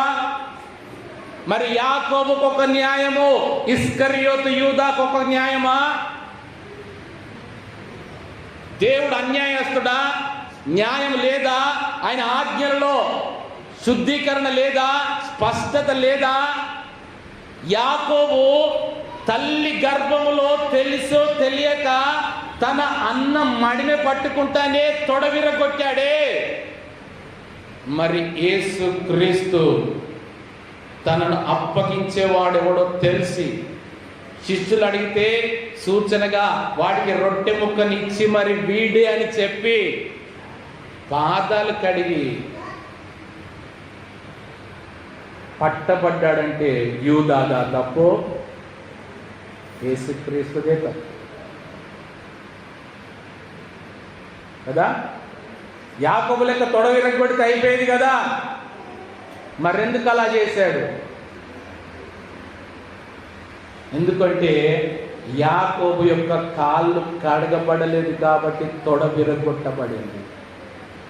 కానీ ఇక్కడ ముందుగా వీడి కాళ్ళు కడగబడ్డాయి. అవకాశం ఇచ్చాడు, మారు మనసుకు సమయం ఇచ్చాడు, పశ్చాత్తాపానికి సమయం ఇచ్చాడు. అయినా కూడా వాడు నాకు మేడగది వద్దనుకున్నాడు. 11 మంది పాదాలు కడిగినవి మరలా తిరిగి మేడగదిలో కనబడ్డాయి. కానీ 12వ వాడి పాదాలే లేవు అక్కడ. ఎందుకో? ఏ గుంపులో ఉన్నాడు కాబట్టి? ప్రధాన యాజకుల గుంపులో ఉన్నాడు. అక్రమం యొక్క గుంపులో ఉన్నాడు. వాళ్ళు ఇచ్చినటువంటి ధనానికి ఆశపడ్డాడు. ఆ 30 వెండి నాణెములతో మరలా ఒక స్థలం కొనుక్కుందామని ఆశపడ్డాడు. గమనించండి, ఇస్కర్యోతు యూదా 30 వెండి నాణెంలో ఒక్కటి కూడా వాడుకోవాలి. ఎంత ప్లాన్ చేసుకున్నాడో 30 వెండి నాణెముల కొరకు. ఆ 30 వెండి నాణెములు వస్తే ఏమేమి పొందుకుందామని ప్లాన్ చేసుకున్నాడు. కానీ ఆ రాత్రికి రాత్రే ఎందుకు అపవాది కూడా విడిచిపెట్టాడండి. ఇప్పటి వరకు యేసు ప్రభుతో ఉన్నప్పుడు క్షమాపణ దొరికింది. కానీ సాతానుతో ఉన్నాక వాడు ఏం చేశాడు? గెత్సెమనే తోటలో పట్టించాక నా పని అయిపోయిందిరా, ఇక నీతో నాకేం పని అని యూదాన్ని విడిచిపెట్టాడు. ఎవ్వడు లేనటువంటి పరిస్థితి అయిపోయింది. ఇటు ప్రభువు లేడు, ఇటు అపవాది లేడు. ఎవ్వడు లేక ఈ 30 వెండి నాణెములు నాకేం పనికి వస్తాయని మరలా తిరిగి వారి దగ్గరికి వెళ్ళాడు. మీరు అప్పగించిన, మీరిచ్చిన నాణెములు మీరే తీసుకోండి అంటే వాళ్ళు అంటున్నారు, వాటితో మాకేం పని, మా పని మాకు అయిపోయింది, నువ్వు పో, నీ సుంకం పో, నీ నాణెములు ఏమన్నా చేసుకోమంటే ఏం చేశాడు? తిరిగి తీసుకొని వచ్చి దేవాలయంలో పడవేశాడు. ఎందుకు దేవాలయంలో పడవేశాడు? ఈ దేవాలయంలోనే కదా నేను కుట్ర చేసింది, ఈ దేవాలయంలోనే కదా ఏలికలతో నేను ఏకీభవించింది, ఈ దేవాలయంలోనే కదా ఈ ప్రధాన యాజకులు, ప్రజల పెద్దలు, కైప అంతా నన్ను ప్రేరేపించి నాకు ఆశ చూపెట్టి నాకు ధనం ఇస్తానంటే ఈ దేవాలయంలోనే కదా. కాబట్టి నేను ఈ దేవాలయంలోనే పడవేస్తున్నానని పడవేసి వెళ్ళి ఉర్రి పెట్టుకొని చనిపోయాను. యూదాకు ఉన్న పశ్చాత్తాపము, ఆయన పేరు చెప్పి బదనం అవుతున్నారు తప్ప ఆయనలాగా చేసేవారు ఎవరు లేరు. ఒక్క వెండి నాణెం కూడా తన సొంతానికి వాడుకోలేదు, దేవాలయంలో పడవస్తాడు. గమనించండి, ప్రభు ఎందుకు వారి పాదాలు కడగవలసి వచ్చిందంటే దుష్టుని టార్గెట్ కూడా ఏంటి? దుష్టుని టార్గెట్ ఏంటి? అపవాది టార్గెట్ ఏంటి? సర్పం టార్గెట్ ఏంటి? సర్పాన్ని శపించినప్పుడు దేవుడు చెప్పిన మాట ఏంటి?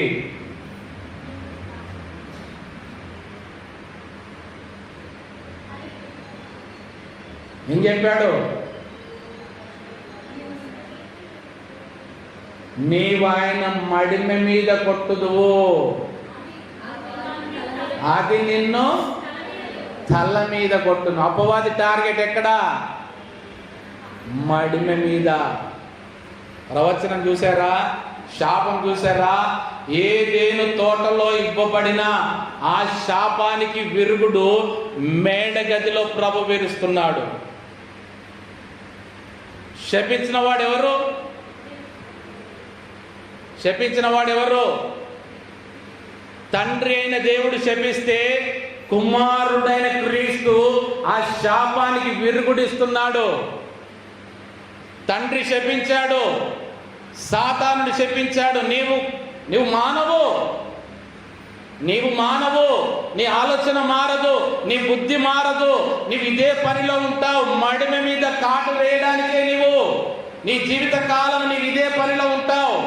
కానీ ఆ విష ప్రభావం నుండి తప్పించబడాలంటే నేను నా కుమారుని పంపిస్తున్నా.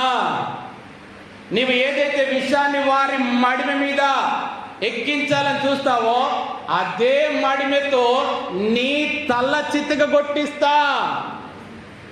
ఇది తండ్రి ప్లాన్. తండ్రి శపించాడు, కుమారుడు దాన్ని సరిచేస్తున్నాడు. అందుకే అపోస్తులైన పౌలు రోమా సంఘానికి రాసిన లేఖ 16వ అధ్యాయం 20వ వచనం చూడండి. సమాధానకర్తయగు దేవుడు సాతానును మీ కాళ్ళ క్రింద శీఘ్రముగా చితక త్రొక్కించును. మరి నీవు సమాధానకర్తయగు దేవుని సంబంధిగా ఉంటే సాతానును మీ కాళ్ళ క్రింద శీఘ్రముగా, మరి చితిక త్రొక్కించాలంటే నీ పాదములు ఎలా ఉండాలా? నీ పాదములు ఎంత శక్తి కలిగి ఉండాలా? నీ పాదములలో ఎంత అభిషేకం ఉండాలా, నీ పాదములో ఎంత అధికారం ఉండాలా. ఇవన్నీ ఉండాలి అంటే అక్రమముతో ఉంటే నువ్వు చితిక దొక్కలేవు. సాతాను తలను నువ్వు చితిక దొక్కాలంటే నీ పాదములకు అభిషేకం కావాలా. ఆ అభిషేకాన్ని ఇవ్వడం కొరకే ప్రభువు వారి పాదములను కడుగుతున్నాడు. ఈ పాదములే సాతానుని తల చితిక ద్రొక్కేటివి. అలాంటి పాదములు ఎలా ఉండాలా? అధికారంతో ఉండాలా, అభిషేకంతో ఉండాలా, పరిశుద్ధంగా ఉండాలా, ఆరోగ్యంగా ఉండాలా, విష ప్రభావము లేనివిగా ఉండాలా. అందుకొరకే నేను మీ పాదములను ఎందుకు కడుగుతున్నానో ఇప్పుడు మీకు అర్థం అవ్వట్లేదు. తర్వాత మీరు పరిచర్యలోకి వెళ్ళినప్పుడు దుష్టుని యొక్క క్రియలను లయపరచడానికి, మీరు అధికారంతో వాడి తలను చితిక ద్రొక్కడానికి, మీ పాదములను అభిషేకించడానికే నేను మిమ్మల్ని పరిశుద్ధపరుస్తూ ఉంటున్నాను. ఇంకా చూడండి, మార్కు సువార్త 6వ అధ్యాయం 11వ వచనం. మార్కు సువార్త 6వ అధ్యాయం 11వ వచనం.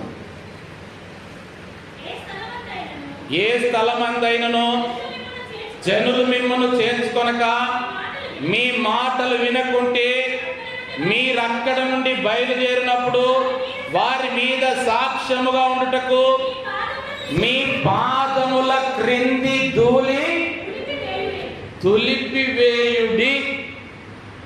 ఇందుకొరకు మీ పాదములు కడుగుతున్నారు. ఏం చేయాలా? వారు మిమ్మల్ని చేర్చుకొనకపోతే, వారు మీ మాటలు వినకుంటే, అక్కడి నుండి బయలుదేరినప్పుడు వాళ్ళు మిమ్మల్ని వెలివేసేది కాదు. ఏమంటున్నాడు? మీరే అక్కడి నుండి వెళ్ళిపోండి. వారు మిమ్మల్ని సమాజంలో నుండి వెలివేసే వరకు, వారు మిమ్మల్ని హతమార్చి దేవుని సేవ చేస్తున్నామనేంత వరకు అక్కడ ఉండాల్సిన అవసరం లేదు. మీరే అక్కడి నుండి వెళ్ళిపోండి. వెళ్ళేటప్పుడు ఏం చేయాలా? మీ పాదముల ధూళి అక్కడ దులిపి వెళ్ళిపోండి. ఇది ప్రభు చిత్తం. మీ పాదములను నేను ఎందుకు కడుగుతున్నానంటే, మీ పాదములకు అంటుకున్న అక్రమం అనే ధూళిని అక్కడే దులిపివేసి వెళ్ళిపోండి. అది ప్రభువు పాదములను కడగడంలో ఉన్నటువంటి ఆంతర్యం. ఆ ధూళిని మీరు అంటించుకోకండి. ఆ అక్రమం మీ పాదములకు అంటించుకోకండి. ఎందుకు? ఆ పాదముల అక్రమము ద్వారా మీ శరీరం అంతా కూడా అక్రమములో వేయబడుతుంది. అక్రమకారులలో ఒకరిగా ఎంచబడుతుంది. కాబట్టి అందుకే పేతురుతో ప్రభు అంటున్నాడు, ఇది మీకు ఇప్పుడు అర్థం కాదు, తర్వాత అర్థమవుతుంది. పేతురు అడుగుతున్నాడు, ప్రభువా నీవు నా పాదములు అస్సలే కడగరాదన్నప్పుడు ప్రభు అంటున్నాడు, నేను నీ పాదములు కడగలేడలా నాతో నీకు పాలు లేదన్నప్పుడు పేతురు ఏమంటున్నాడు? వెంటనే, ప్రభువా పాదములు మాత్రమే కాదు, నా చేతులను నా తల కూడా కడుగమని ఆయనతో చెప్పాను. పేతురు ఇంతగా బ్రతిమిలాడితే ప్రభు ఎందుకు కడగకుండా ఊరుకుంటాడు? కడగల్లా వద్దా? కడగల్లా వద్దా? కడగల్లా వద్దా అంటే ఇప్పుడు మీరు కడగమంటే కడుగుతాడు, మీరు వద్దంటే మానుకుంటాడా? అట్లాగే ఉన్నది మీరు చెప్పే సమాధానం. మేమందరం కలిసి కడగమంటే కడుగుతాడు ప్రభు, మేమందరం కలిసి వద్దంటే మానుకుంటాడు ప్రభువా? పేతురు, ప్రభువా కాళ్ళు కడగకపోతే నీతో పొత్తు లేదంటున్నావు, సరే నాకు నీ పొత్తు కావాలి ప్రభువా, నాకు నీ పాలు కావాలి, కాకపోతే నువ్వేమో కాళ్ళే కడుగుతానంటాను కదా, నేను ఇంకో 2 ఎక్స్ట్రా అడుగుతాను ప్రభువా, నువ్వేమో ఒక్కటే చేస్తానంటాను, పెట్టేదేదో కడుపు నిండా పెట్టక బట్టి రుచి చూపెడతానంటే ఎలా ప్రభువా?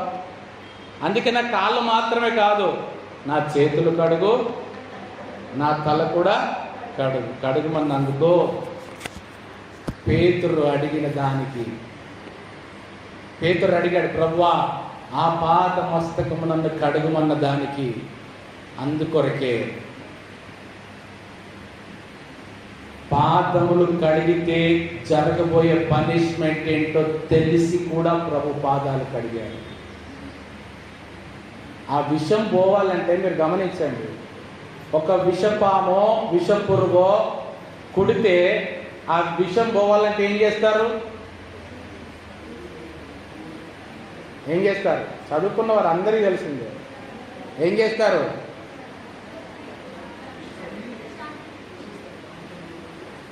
ఆ కాటు వేసిన దగ్గర కత్తితో ఘాటు పెట్టి ఆ రక్తం అంతా లాగేసి ఉంచేస్తారు కదా. అంటే ఇప్పుడు ఆ విషముతో కూడిన రక్తం బయటికి రావాలా వద్దా? బయటికి వస్తేనే బ్రతుకుతారు. అందుకొరకే ఆ పాదములో ఉన్నటువంటి ఆ విషముతో కూడిన రక్తం బయటికి రావడానికే ఆ కాళ్ళకు మేకులు దిగగొట్టుకున్నాడు. కాళ్ళు కడగమంటే కాళ్ళు కడిగాడు. కడిగితే నేనేం పనిష్మెంట్ పొందుకోవాలో తెలుసు ప్రభువుకి. మీ పాదములు కడుగుతున్నానంటే ఏదో సింపుల్గా జరిగేది కాదు. మీ పాదములో ఉన్న విషమంతా నా మీద వేసుకుంటున్నా. మీ పాదములకు విషము సోకకుండా ఆ విషముతో కూడిన రక్తం బయటికి పోవడానికి మేకులతో నేను దిగగొట్టుకొనవలసి వస్తుందని తెలిసి కాళ్ళు కడిగాడు.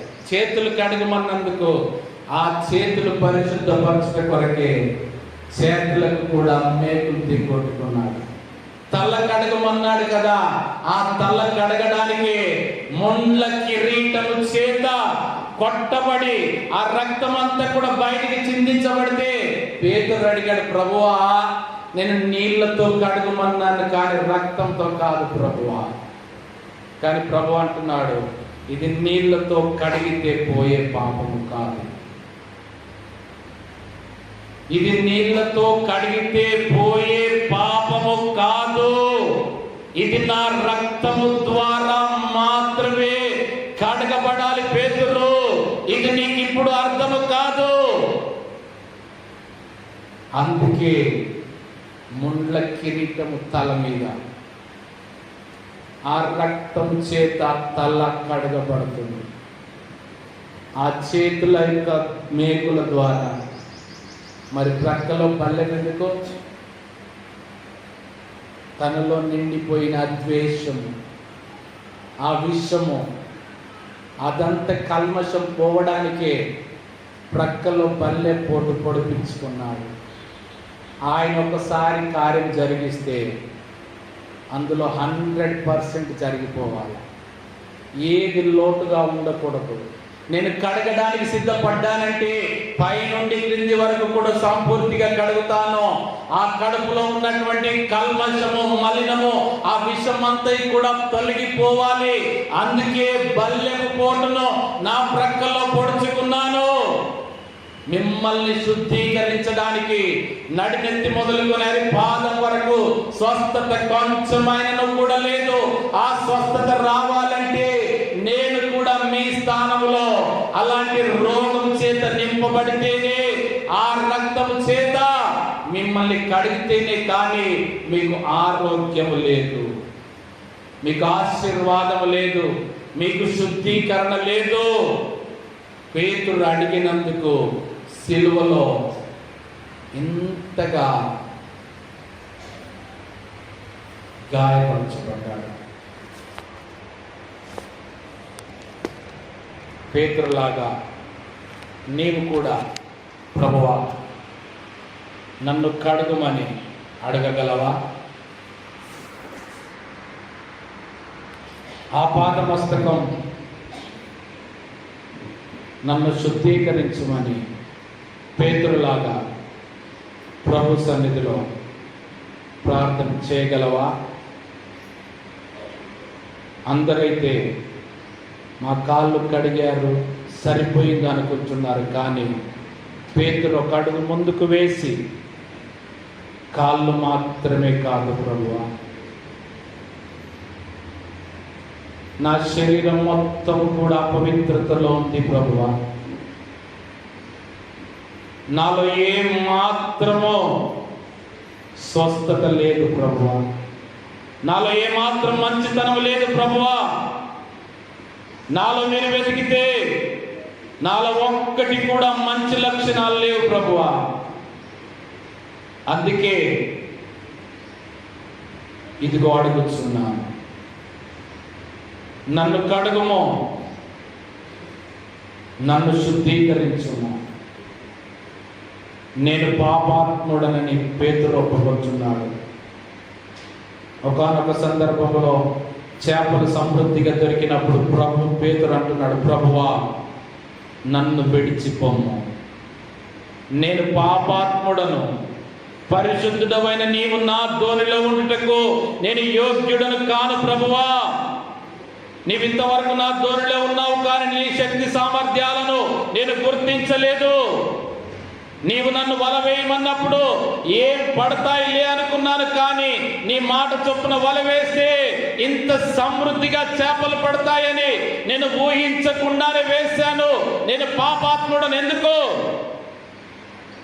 నీ శక్తిని నేను గుర్తించనందుకు నేను పాపాత్ముడను. నీ యొక్క అద్భుతమును నేను గుర్తించలేక కన్నులు మూయబడినందుకు నేను పాపాత్ముడను. నిన్ను అర్థం చేసుకోనందుకు నేను పాపాత్ముడను. నన్ను విడిచి వెళ్ళమని పేతురు అడుగుతున్నాడు. కానీ ప్రభు అయితే నేను నిన్ను విడువను పేతురు. పునరుద్ధానమైన తర్వాత మొదట నేను కలవాల్సిన వాడని నీవే, నీ కొరకు నేను ఎదురు చూస్తున్నానని ప్రభు పేతురుతో చెప్పాడు.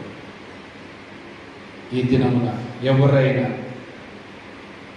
పేతురులాగా ఒక్క మాట ప్రార్థన చేస్తే ప్రభు వారిని దర్శించడానికి సిద్ధముగా ఉంటున్నాడు. ఎంతగా సిద్ధంగా ఉన్నాడంటే ప్రభు, నేను ఎప్పుడెప్పుడు సిలువలో చనిపోతానా, నేను ఎప్పుడెప్పుడు సమాధి చేయబడతానా, ఎప్పుడెప్పుడు 3వ దినం వస్తుందా, ఎప్పుడెప్పుడు నేను తిరిగి లేస్తానా, ఎప్పుడెప్పుడు వెళ్ళి నేను పేతురును కలుసుకుంటానా, అంతగా ఎదురు చూశాడు ప్రభు.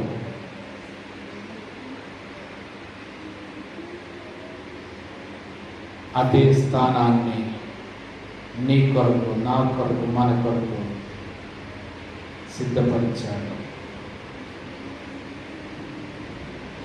సంఘముతో ఆత్మ చెప్పుచున్న మాట చెవిగల వాడు వినును కాక ప్రార్థన చేస్తుంది.